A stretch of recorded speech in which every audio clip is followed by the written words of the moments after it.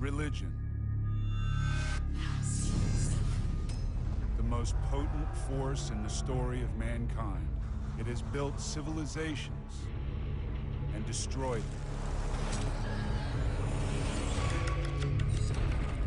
As the Easter Islanders pay homage to their ancestral gods, on the other side of the planet, holy warriors destroy those of a different faith.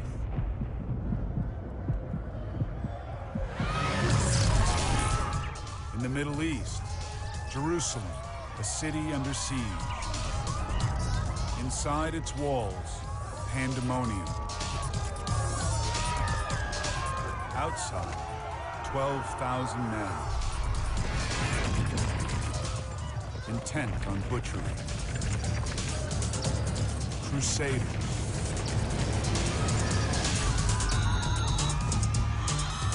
Spearheading the attack, Tancred de Hauteville, a Norman knight descended from Vikings, filled with bloodlust.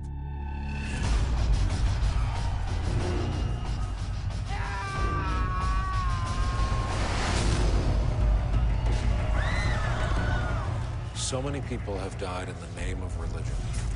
Wars fought over religious belief have spilled so much blood. But I think of all the wars fought over religion, the Crusades belong in their own category.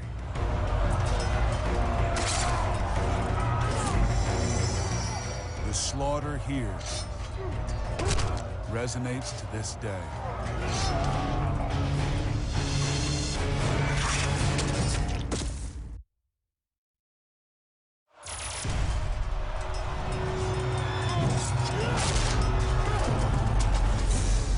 Tancred de Hauteville, a Christian knight on a mission from God. In the Holy Land, waging war on Islam. By the end of the 11th century, 600 years after the fall of Rome, the two religions are great rivals. Christianity dominates in the west and north, Islam in the east and south. Determined to curb the advance of Islam, the Pope calls on Christians to take up arms. Their target, the holy city of Jerusalem. On the eve of the Crusades, Jerusalem under Muslim rule was actually a hotbed of creativity and interreligious dialogue. There were Jews, there were Christians, there were Muslims. For the most part, they lived in relative harmony. But each lays claim to the city. Jews revere it as their ancient capital. Muslims know it as Al-Quds, the holy. From here, the Prophet Muhammad journeyed to heaven. And for Christians, Christ was crucified here. It's amazing when you go to Jerusalem, if you just stop for a second, you'll see that these people actually have more in common than they have that are differences. They are the sons and daughters of Abraham.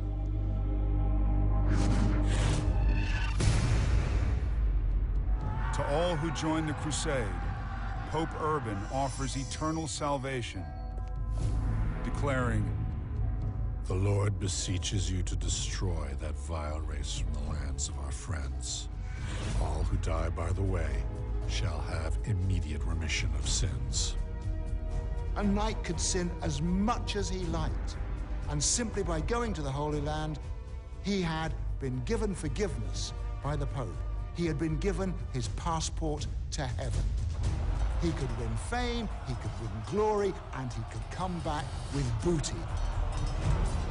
It is one of the most shameful undertakings ever embarked upon by our species. With absolution assured, Nothing holds back the Crusaders. One records joyfully.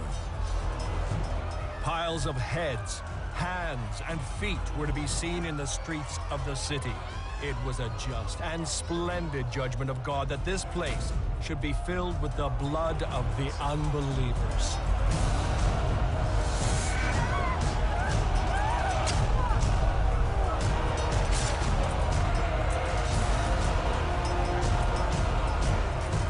If I have a belief system that literally says, God tells me I must slaughter anyone who wants to stop me from being here, it will allow you to justify any horrific act you take at that point.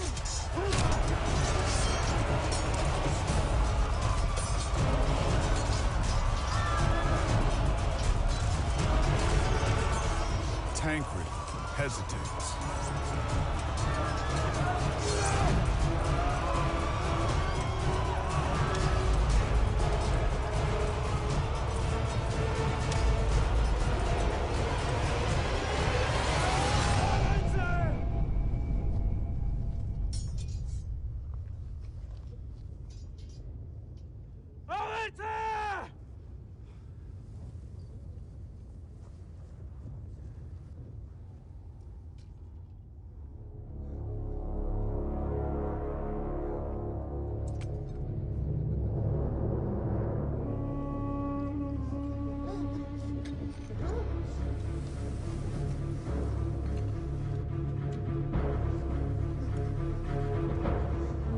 Decides to ransom the Muslims and stop killing them.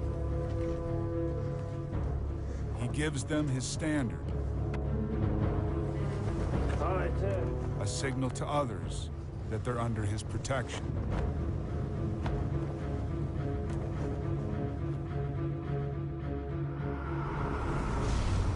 At the Church of the Holy Sepulchre, he prays.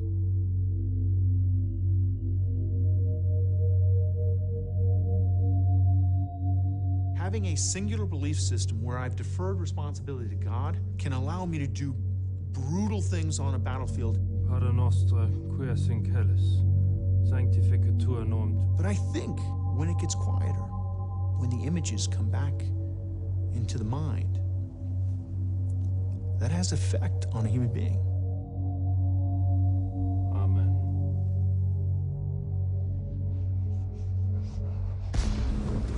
Returning, he finds his captives slaughtered behind his back by other Crusaders.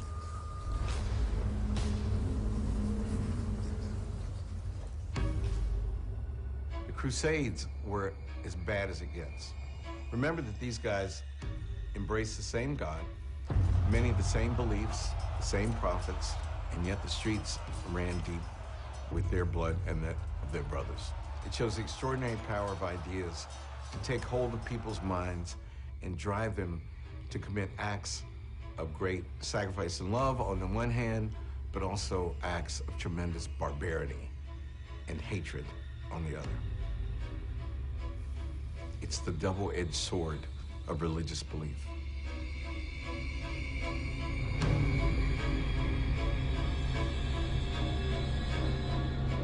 The Crusades will continue for 2 centuries and cost more than 1 million lives. But mankind's greatest hour is to come. We harness new riches and new powers.